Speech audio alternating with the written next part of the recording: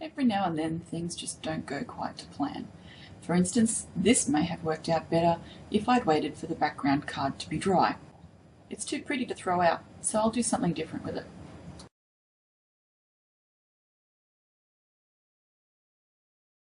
I'm just covering it with the Voodoo Violet. Now I did have another colour underneath, so I'm just going over the top and making sure this is covered really well with the Voodoo Violet. This is a lovely rich dark colour.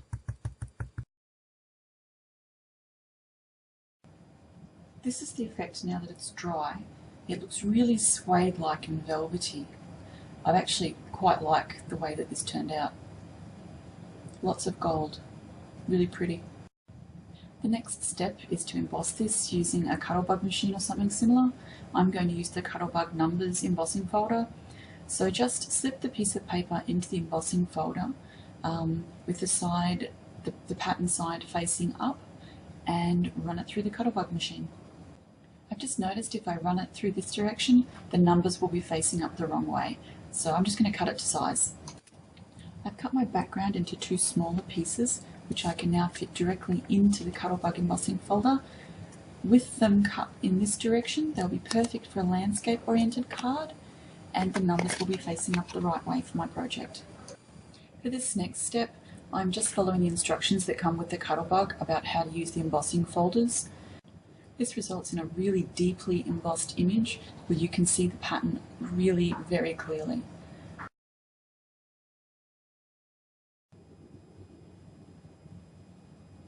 To make the background design really pop, I'm going to be using a combination of Brilliance Moonlight White and Pearlescent Lavender. The first thing that I'm going to do is just wipe or gently rub the Moonlight White over the raised areas of the background. Then I'm going to set this with a heat gun, just so that the colours don't sort of bleed into each other.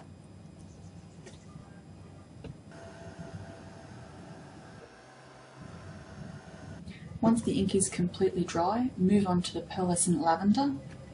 Again, using that same patting, rubbing motion, gently go over the raised areas of the design. Keep adding more of the Pearlescent Lavender ink until you're happy with the depth of the colour. Adding the white first just means that the Pearlescent Lavender will stand out that much more. As you can see here, the raised areas are a distinctly different colour than the background, making them really stand out. Here you can see the difference between adding the Brilliance inks and not adding the inks. I've left the small piece uninked so that you can see the difference. It really does make it stand out that much more clearly. I really like the effect. This is my finished card using the Starburst Stains Cuttlebug Highlight technique. I've used the two panels I made in the background here, and I've placed the other behind my central image.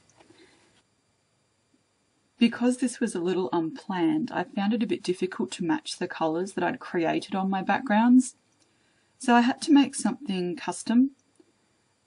What I ended up doing is using a technique from the latest Technique Junkies online newsletter, June-July 2010, called Pulled Glimmers. I used 3 different colours of Starburst Stain on the bottom, and I used the Black Orchid Silver.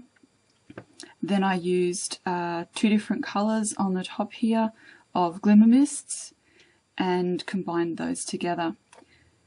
Of course, I would have preferred to use all Lindy's Stamp Gang products, but the colours proved to be a little too strong for the technique, and they didn't fade quite as much as I needed them to match the background that I'd created. I've used the same technique, and that was the Pulled Glimmers, for this background piece here, which I've then overstamped using some Tim Holtz stamps and Brilliance ink pads. I've added the central image here and highlighted with a little bit of gold schminky. I've adhered some of these lovely Say iron-on letters down the side here. I love the fact that they're fuzzy and velvety. And then I've embellished with a couple of these really cute little black crystals, which I've cut from the original pattern just to fit in with what I'd done. And then of course I've added my coloured rose down the bottom, which I've sprayed with the same combination of Glimmer Mist and Starburst sprays. Now it's really difficult to see on the rose, but there's actually a combination of all three of those colours. So I've sprayed the purple, which you can sort of see a little bit here. And then I sprayed this side with the black orchid silver. It gives really lovely depth to the colour. I love the way the pulled glimmers technique worked and really complemented that background that I'd done completely perfectly. It took, as I said before, it took a little while to find the right colours because the technique actually fades the sprays, but I was really happy with the way that this turned out. This is my finished card using the Cuttlebug highlights and Starburst sprays combined with the pulled glimmers technique from the Technique Junkies website. I love the way it's beautiful and shimmery. You can tell I'm a little bit addicted to the shimmer.